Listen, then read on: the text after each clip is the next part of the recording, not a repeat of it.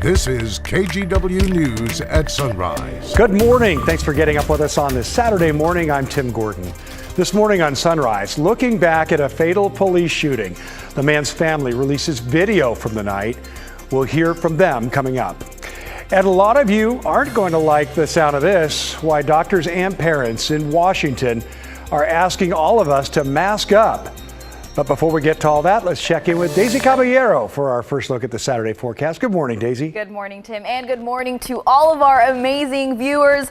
I'm sure you don't need me to tell you specifically that it has been raining buckets. Tim and I were just kind of chatting here. This is a live look in the Portland metro area. We are holding 43 degrees. It's actually pretty windy and has been throughout the night into the morning hours, but come into right around 10, 11 o'clock, a little later this morning, things are really going to start to calm down. But this is that low pressure system making its way along our coast and into the valley and those higher elevations, also bringing us a lot of snow. So if you are a skier, a snowboarder, and you're potentially going up into those mountains and foothills, it is going to be amazing for you, let me just say, and I'll also break it all down coming up in my full forecast, so stick around for that. Current temperatures right now, we're in the 40s. We are seeing some 30s, though, as we're looking over near Hood River and the Dalles. But again, 43 in the Portland metro area. This is your day at a glance, but we'll break it all down coming up in just a little bit.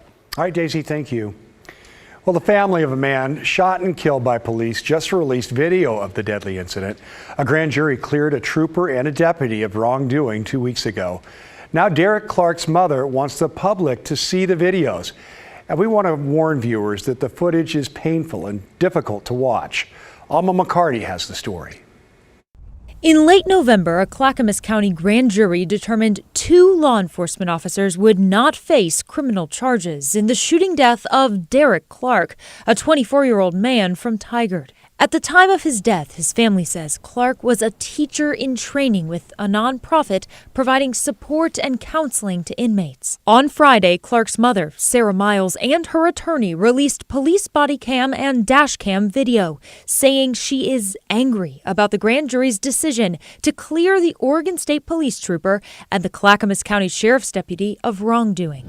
Video clips show the inside of a patrol car and the lights and sirens on during the early morning hours of June 18th. According to the DOJ, both officers tried to stop Clark, suspecting he was driving under the influence of intoxicants.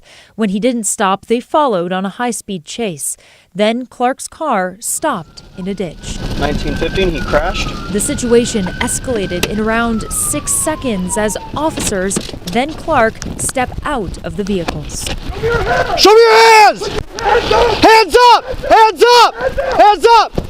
Gun, gun, gun, gun! Gun, gun, gun, gun! The officers fired several more shots as Clark can be seen running away.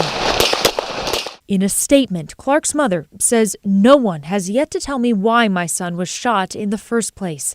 My son was running away from the police when they shot him. He did not threaten anyone, and he should be with us here today." It is a absolute tragic circumstance. We spoke with Dr. Keith Taylor, a former public safety professional with NYPD and professor at John Jay College of Criminal Justice, for an outside perspective on what the video shows. I think this situation, and from what we can see from the video, highlights the difficulties that are involved in this police work and how decisions have to be made, life and death situations within milliseconds. Taylor believes a combination of factors, from the noncompliance with police orders to the gun in Clark's hand, led to the officer's actions that night. So one thing that I think is important is there is also this backdrop of race. You cannot ignore the statistics that show the inequities in terms of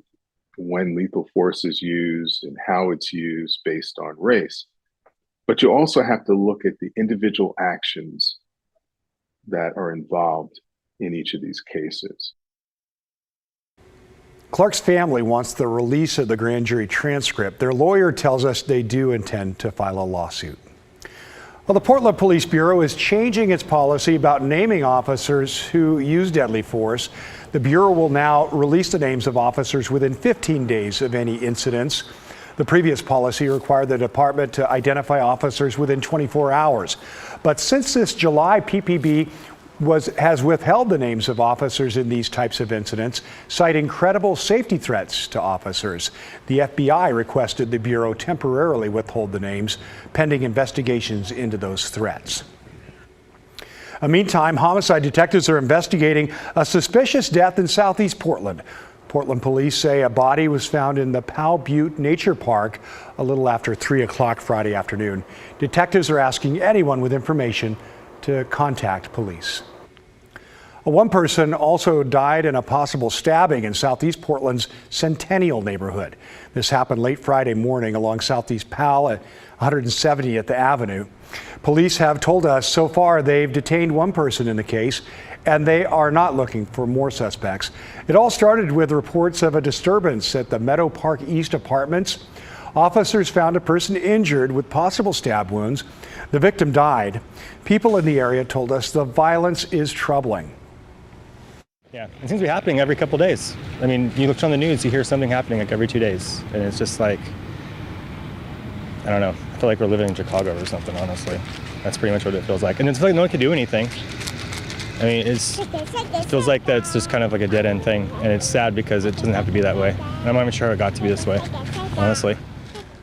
Well, according to police, this was the 91st homicide in Portland this year. The Rose City has seen a record-setting number of homicides in 2022.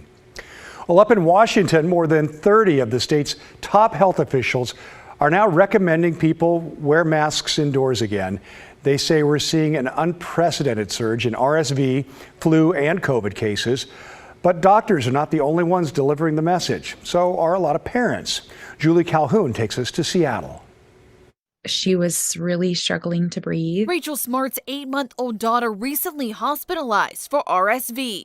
This virus is extremely hard on children. You know, as a mom, there's nothing that hurts worse than seeing your child suffer. And it's really challenging when it seems like there's not much that can be done. Smart rushed her baby to the ER in Silverdale, who then had to be taken to an already full Seattle Children's Hospital and wait 12 hours for a room. They said that they were so maxed out that we would have to share and that they were just going to put 2 babies with the same virus in the room. That's one reason health officials are now recommending people wear masks indoors. Snohomish County health officials say it's being hit hard by RSV and the flu. What's unfortunate about the current flu season is that we're seeing a very early peak. So normally folks have a little bit of time to get their flu vaccines before. Health officials worry about the number of flu hospitalizations.